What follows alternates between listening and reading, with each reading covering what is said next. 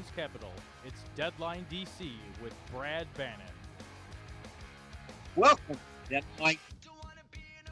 I'm Brad Bannon, Democratic strategist, a columnist for The Hill in Washington, D.C., and a political analyst for news radio stations KNX in Los Angeles and WGN in Chicago. My company, Bannon Communications Research, polls for progressive issue groups, labor unions, and Democrats. Mondays on Deadline DC, I talk to the people and players behind the politics and policies that drive our great nation forward. This week on Deadline DC, we have two guests. In the first half hour, our guest will be CNN military analyst Colonel Cedric Leighton, U.S. Air Force retired, who talk about the situation, talk about the brutal Russian invasion of Ukraine. And in the second half hour, Rose Qatar from the Center for American Policies joins us to discuss the general state of the economy. But first, before we talk to anyone, we're going to play this clip from President Biden talking about Russian atrocities in the Ukraine. Putin is inflicting appalling devastation and horror on Ukraine, bombing apartment buildings, maternity wards, hospitals. I mean, it's god awful. I was speaking about this with our commander behind me here, General Milley. I mean, it just is amazing. Yesterday, we saw reports that Russian forces were holding hundreds of doctors and patients hostage in the largest hospital in Mariupol. These are atrocities. They're an outrage to the world. And the world is united in our support for Ukraine and our determination to make Putin pay a very heavy price. That was President Biden, of course, and our guest in the first half hour to discuss the crisis in Ukraine is CNN military analyst Colonel Cedric Leighton, U.S. Air Force retired. Colonel Leighton, welcome back to Deadline DC.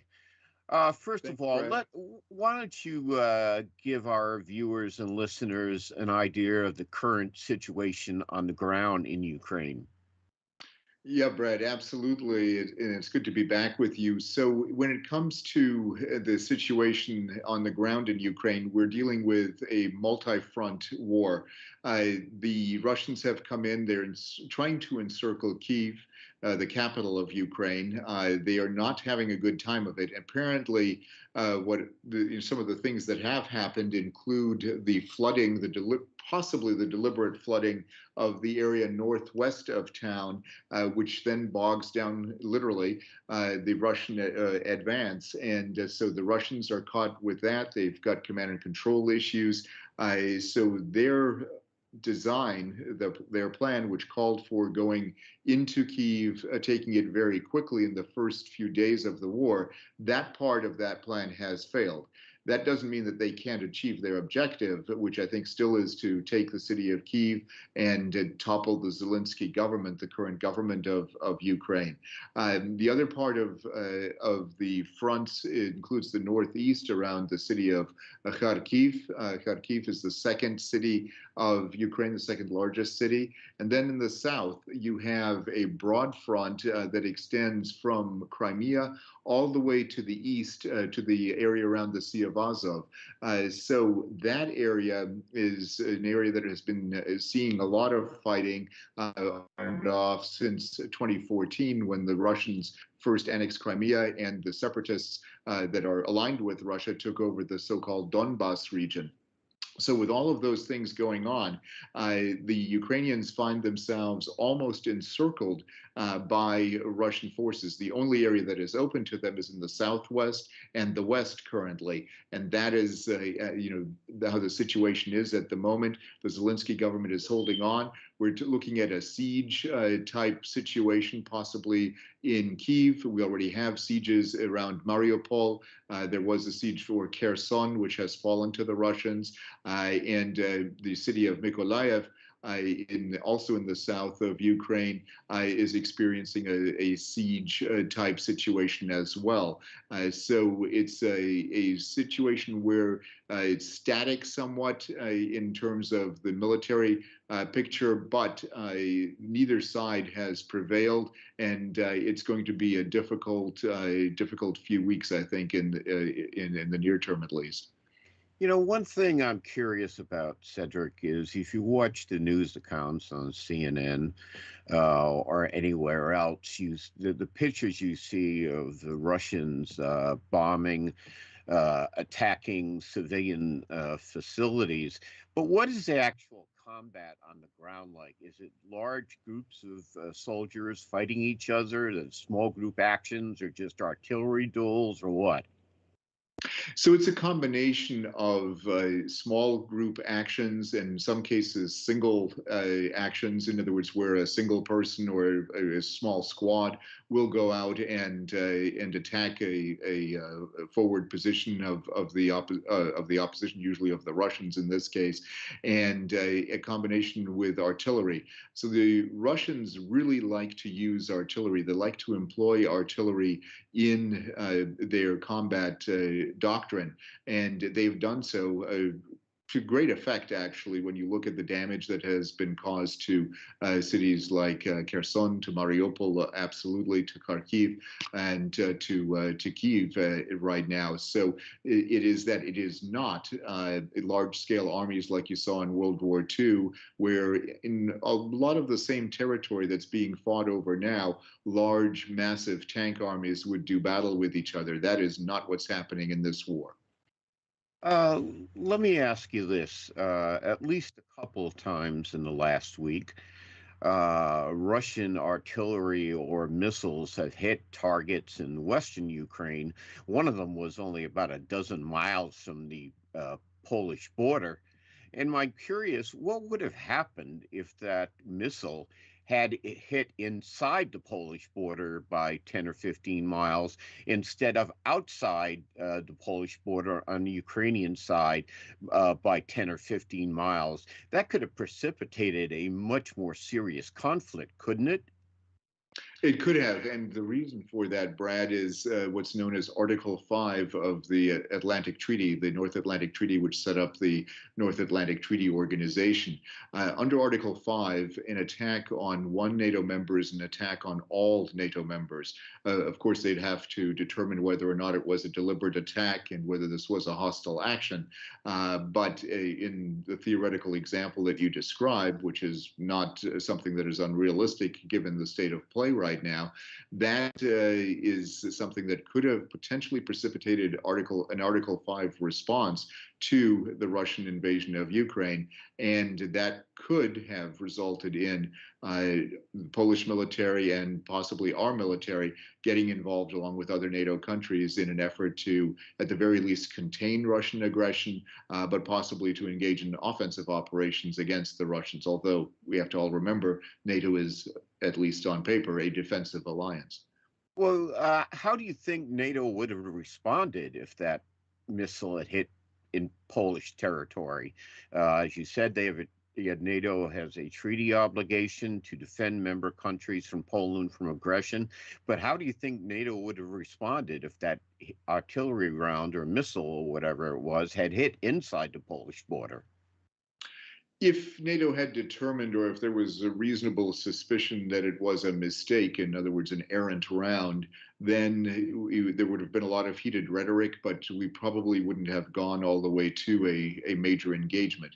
But if they had determined either correctly or incorrectly that this was a deliberate act, that the targeting of a Polish institution of whatever type or a Polish entity of whatever type had in fact been deliberate, then they would have, I think, invoked Article 5. At least there's a strong possibility that they would have. Okay.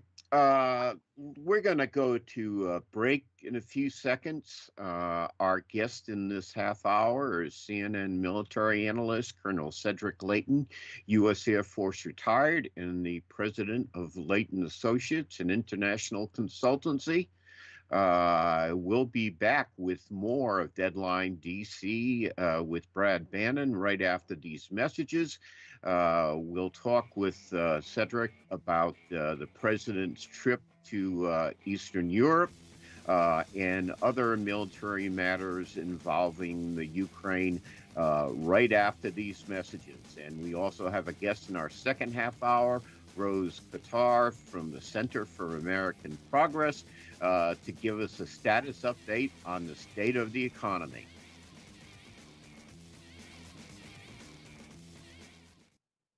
I want to get back to seeing my grandbabies every Sunday and smothering them with big hugs and kisses. Welcome back to Deadline DC with Brad Bannon. Our guest in this half hour is CNN military analyst Cedric Leighton, U.S. Air Force retired. You've probably been seeing quite a bit of on CNN if you've been following the Ukraine crisis. We're here to talk about the latest developments. Let me ask you one more question, Cedric, about the Russian assault. What does this, what the fact the Russian armed forces seem to be bogged down around Kyiv. What does this attack say about the state of the Russian military?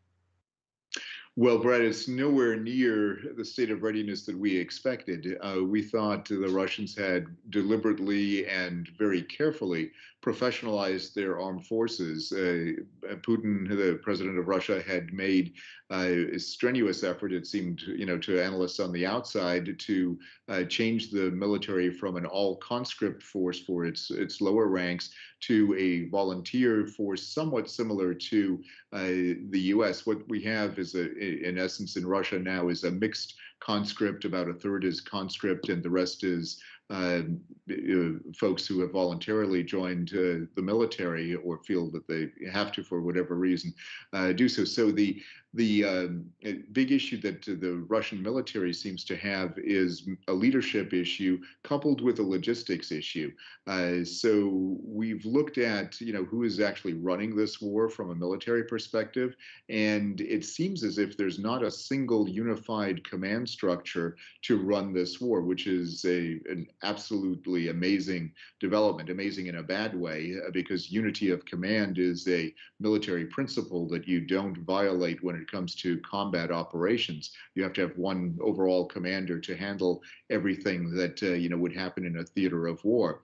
The other thing that is, I think, very telling is that the Russian military, while it does have some incredibly modern weapons, such as their hypersonic missiles, which they have employed at least once, probably twice, in the Ukraine conflict, they also suffer from equipment that is not as modern, that is not as up to date, that goes back, as far back even as the 70s. Most of it comes from the old Soviet Union in the late 70s, 80s, basically toward the end of the life of the Soviet Union, when they were developing a lot of military equipment to keep pace with the U.S. during the Cold War. Well, a lot of that stuff hasn't gone away. And the fact that they're still using it shows that they have not been able to replenish their forces over this period of time, the 30, 40 years since they first started fielding these weapons. So they are not as well-equipped a military as we thought they were, and their doctrine seems to be lacking both operationally and tactically. Yeah, okay. We're going to take a short break now to bring back our radio listeners. When we return, our guest will be CNN military analyst Colonel Cedric Leighton, U.S. Air Force retired.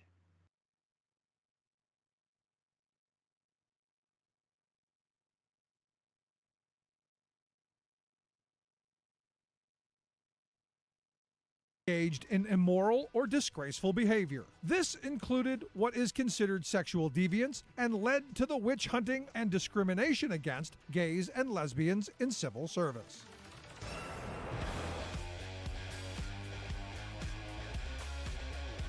Welcome back, Deadline DC, Brad Bannon. Our guest in this half hour is CNN military analyst Colonel Cedric Leighton, U.S. Air Force retired. Cedric, President Biden is leaving to go to Brussels on Friday for a NATO summit meeting. After that, he's going to Poland. What should we expect from the president's trip? Is this just a, let's show solidarity, giant photo op, or do you think anything substantive will come of the meeting? Well, I certainly hope, Brad, that something substantive will come of the meeting. It's going to be very important for NATO not only to have that unified photo op moment, but also to have real unity when it comes to the course ahead that there should be crafting not only for NATO itself, but also in partnership with Ukraine. Now, Ukraine, the idea of Ukraine being a NATO member is one of the things that precipitated the Russian invasion. At least that's what the Russians tell us. And that's something that is, I'm pretty sure, based on everybody's pronouncements, off the table for now, although it is in the Ukrainian constitution that they want to get NATO membership. But as far as the president's trip, the President Biden's trip is concerned, what I expect will happen is they're going to meet and determine exactly how they're going to replenish and continue to replenish Ukrainian forces. Those forces include not just the regular army of Ukraine, but basically a Minuteman-style militia that has sprung up very quickly in the wake of the Russian invasion. And that's going to, I think, be certainly somewhat of a challenge for NATO to do that. But there is a lot of unity right now and a lot of discuss throughout Europe about the Russian action. And I think the political leadership, not only from the US, but from other countries, is going to leverage a popular feeling against Russia to make this happen.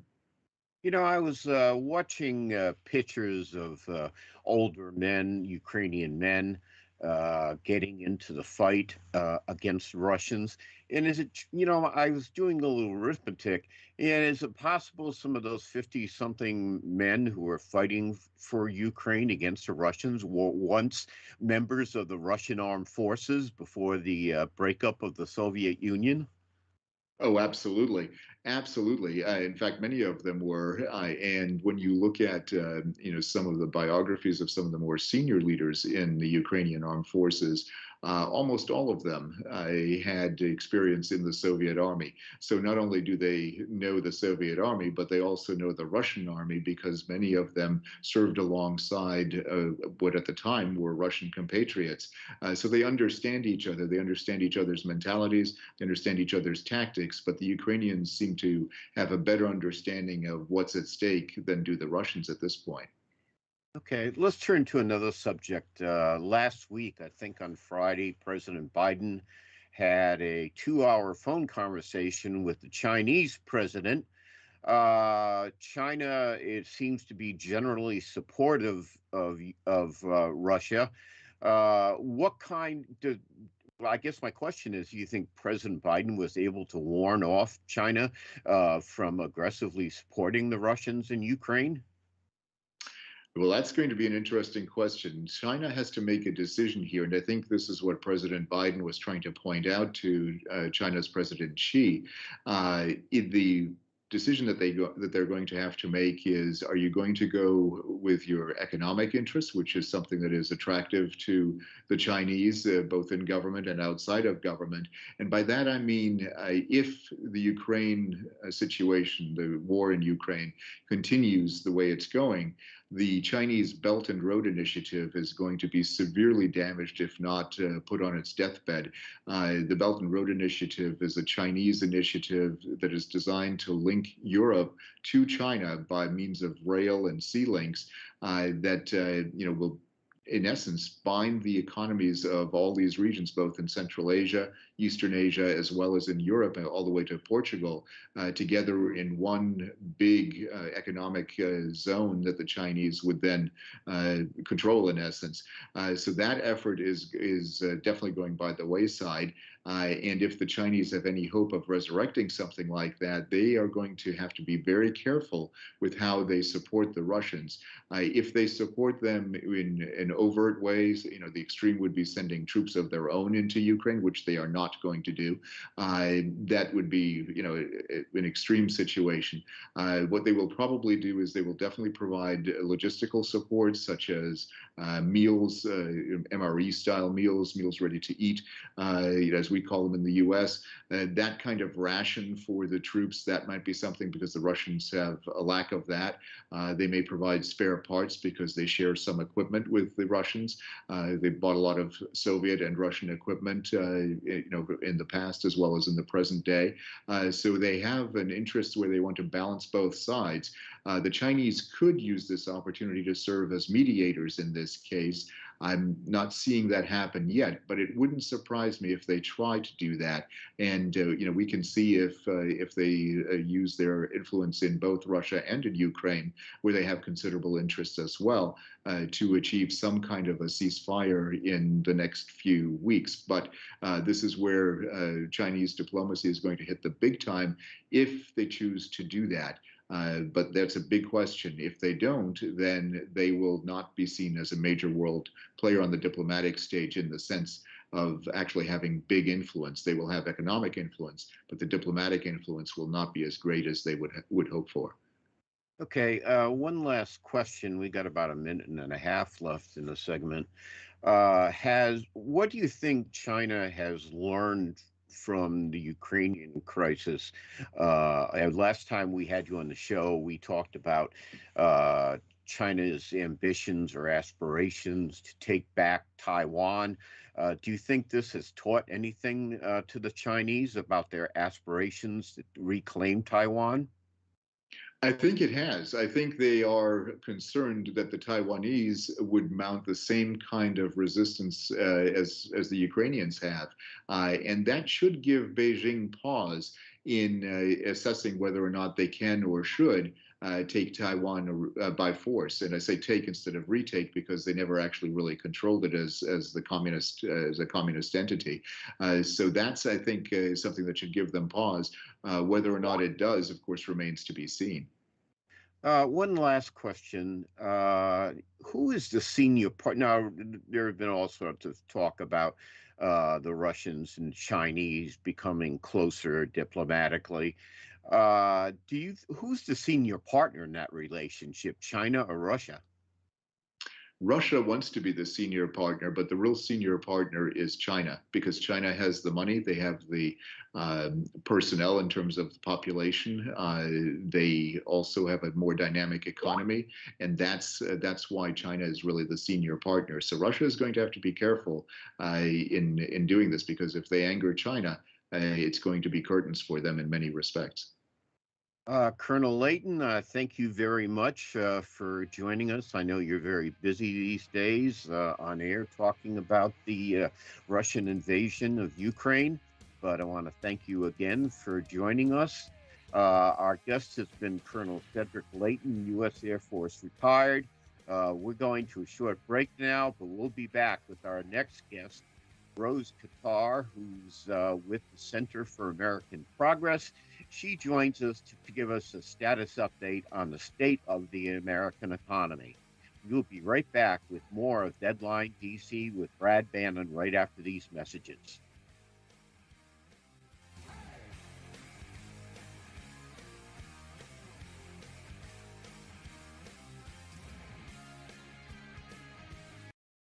Hey, Dad, how do airplanes fly? What's in this box? Can I touch this? Where does sand come from? Is this tree good for climbing? What happens if I mix these two things together? How are babies made? What does this thing do? Kids are curious about everything, including guns. Talking to them about gun safety in your home is a good first step, but you can do more. Always keep your guns locked, unloaded, and stored separately from ammunition. Storing your guns securely is the best way to prevent family fire, including unintentional shootings. For more information on safe gun storage and ways to keep your family safe, visit endfamilyfire.org. That's endfamilyfire.org. What do we keep in the attic? What's this thing called? Can I ride my bike backwards? Like I said, kids are curious. It's up to us to keep them safe. Brought to you by End Family Fire, Brady, and the Ad Council. Right now, our country feels divided, but there's a place where people are coming together. I gotta tell you, I was nervous to talk to someone so different than me. Me too, but I'm glad we are. Love Has No Labels and One Small Step are helping people with different political views, beliefs, and life experiences come together through conversation, and it feels good. Wow, your story is so... Interesting? Yeah. When people actually sit down, talk, and listen to one another, they can break down boundaries and connect as human beings. At lovehasnolabels.com/onesmallstep, you can listen to amazing, life-changing conversations and find simple tools to start a conversation of your own. I know one thing. This conversation gives me hope. It gives me a lot of hope, too. Take a step toward bringing our country and your community together by having the courage to start a conversation at lovehasnolabels.com/.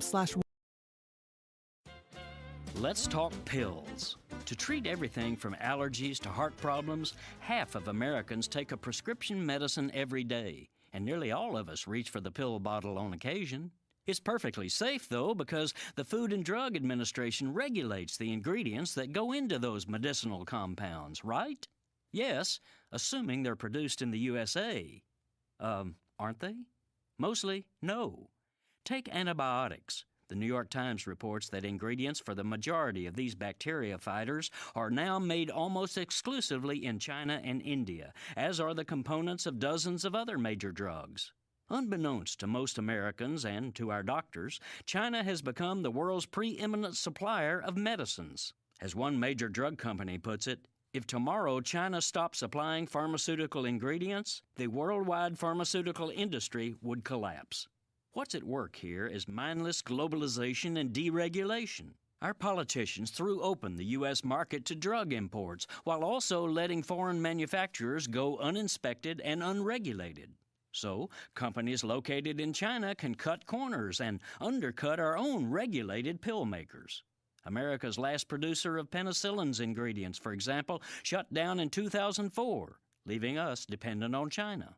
FDA, our supposed watchdog, doesn't even know where a drug's ingredients come from. Why? Because drug companies say they don't like to reveal their sources. So they don't. The Times found that one federal database lists the existence of about 3,000 foreign drug plants that ship to the U.S., while another lists 6,800. No one knows which is correct, if either.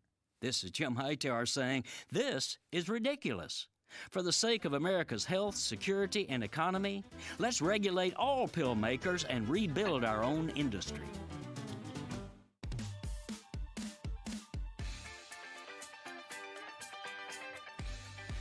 Welcome back. More of Deadline DC with Brad Bannon. Before we get into this segment, we're going to play a clip from President Biden talking about his economic accomplishments. I'm pleased to report this morning, but many of you already know, that America's job machine is going stronger than ever, fueling a strong recovery and opportunity for hardworking women and men all across this great country. America is back to work. Today, we learned that in January, our economy created 467,000 jobs. But that's not all. We learned that job growth in November and December over last year was revised up by more than 700,000 jobs. On top of that, 400,000 jobs on top of the 400,000 that were previously reported. This morning's report caps off my first year as president. And over that period, our economy created 6.6 million jobs. 6.6 million jobs. You can't remember another year when so many people went to work in this country. There's a reason. It never happened. Take a look at the chart. You can look at the last, all the way back to President Reagan. Look how many jobs we've created in an average per month. This is, it's never happened before. And look, history's been made here. But it comes alongside the largest drop in unemployment rate in a single year on record. The largest reduction in childhood poverty ever recorded in a single year. And the strongest economic growth this country has seen in nearly 40 years. That was President Joe Biden talking about the job gains during the first 14 months of his administration. This half hour of Deadline DC is brought to you by my company, Bannon Communications Research, which polls for progressive issue groups, labor unions, and Democrats. Congressional spending battles are fights between gun and butter for budgetary supremacy. Russian aggression in Eastern Europe and Republican obstruction to the president's ambitious domestic agenda may tilt the balance of power towards military spending. But history demonstrates that economic strength, not military might, makes or breaks world powers. Challenges remain here in the United States while the nation turns its eyes towards Ukraine. Global climate change is as much a threat to our national security as Russian aggression. Our outmoded and decaying system of physical and electronic infrastructure are an open invitation for China to take our place in the battle for world economic supremacy. Americans must keep their eyes on the economic prize when international tensions intensify. The payoff is a vibrant economy which guarantees our security during these troubled and turbulent times. You can read the rest of this column and all of my weekly columns to The Hill at thehill.com/person/Brad-Bannon. Our guest in this half hour is Rose Qatar, Associate Director of Analysis and Rapid Response on the economic team at the Center for American Progress. She's here to give us an update on the state of the economy. Her Twitter handle is Rose_Qatar, Khattar. Welcome.